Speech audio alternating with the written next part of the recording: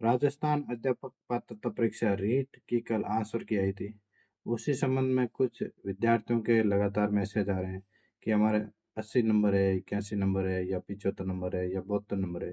तो क्या नॉर्मलाइजेशन के बाद हमारे जो नंबर हैं वो आपके बढ़ के 82 हो जाएंगे क्या?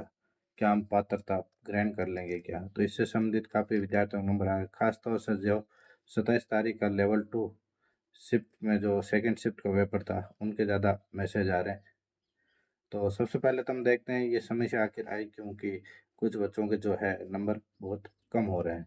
तो इसका सबसे बड़ा तो ये हम मान सकते हैं कारण कि किस वजह से आई।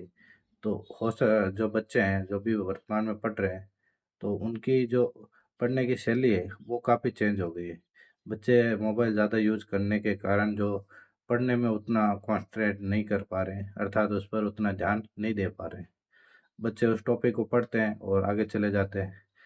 तो जबकि वास्तव में स्थिति ये है कि उस टॉपिक को पढ़ते वक़्त, उस टॉपिक पर उस बच्चे को गहन अध्ययन करना चाहिए, अर्थात उसका विश्लेषण करना ज़रूरी होता है।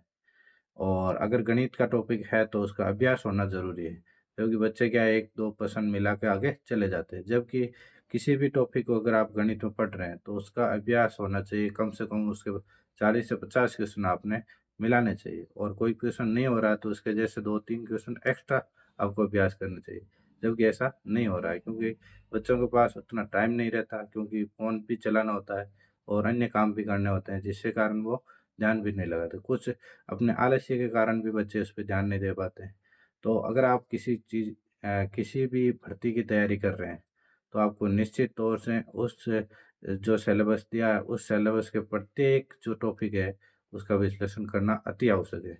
अगर आप विश्लेषण नहीं करोगे, अगर उस पर गहन अध्ययन नहीं करोगे, तब तक आपका सिलेक्शन है, वो दूर ही रहेगा।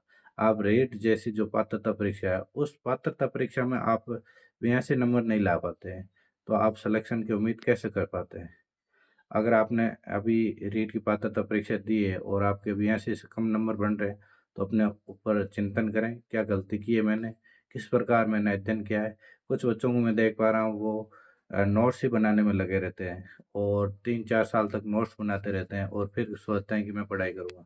नोट्स पर कम ध्यान दें, नोट्स को कम से कम 5-6 महीने में या आपके 8 महीने में उसको कंप्लीट कर लें। अगर वो कंप्लीट नहीं होते हैं तो मार्केट से सीधे खरीद लें। ज़्यादा ज़रूरत है आपको अध्ययन करने की, उस पर विश्लेषण करने की, उसको 2-3 टॉपिक को आपस में कंपेयर करके पढ़ने की, जबकि ऐसा नहीं हो रहा है।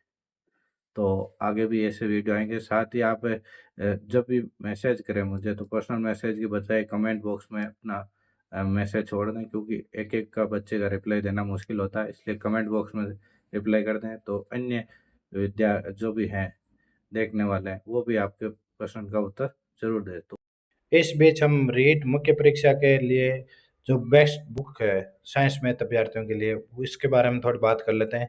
ये नकुल पब्लिकेशन की बुक्स है, जिसमें 2000 से अधिक वस्तुनिष्ठ क्वेश्चन है, जिसमें आपके मैथ के संपूर्ण जानकारी जो दिए हैं सिलेबस में, उनके सारे टॉपिक कवर किए गए हैं और साथ ही शिक्षण विधियों को भी कवर किया गया है।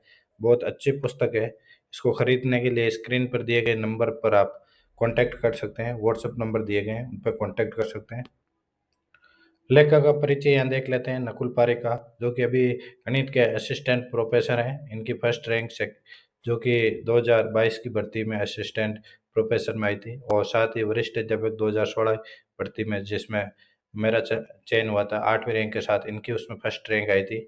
और साथ ही आप देख सकते हैं इनमें सभी अन्य जो दी गई प्रतियोगिता परीक्षा इनमें अच्छी रैंक आई हुई है और इनके द्वारा जो ये बुक्स बनाई गई है वो बहुत ही अच्छी है। साथ ही इनकी अन्य बुक्स है जो कि ये मुझे बहुत अच्छी लगी। फर्स्ट ग्रेड और सेकंड ग्रेड मैथमेटिक्स की बुक है, ये बहुत अच्छी है और इसमें वस्तुनिष्ठ बहुत अच्छे क्वेश्चन सम्मिलित किए हुए हैं। इनको खरीदने के लिए व्हाट्स तो मेरा विचार रहेगा कि आप जब भी पढ़ें तो उस पर कम से कम पूर्ण जानकारी जुटा कर पढ़ें और कोई भी आपको हेल्प चाहिए तो कमेंट बॉक्स में लिख सकते हैं। और साथ ही आपके ये वीडियो फेसबुक और यूट्यूब दोनों पर हैं। फेसबुक पर राजेश इनानी नाम से पेज है, उसको फॉलो ज़रूर करें प्रोफाइल को, और यूट्यूब पर इनानी एजुकेशन यूट्यूब चैनल है, इसको सब्सक्राइब ज़रूर करें और कोई भी समस्या है तो नीचे शेयर ज़रूर करें।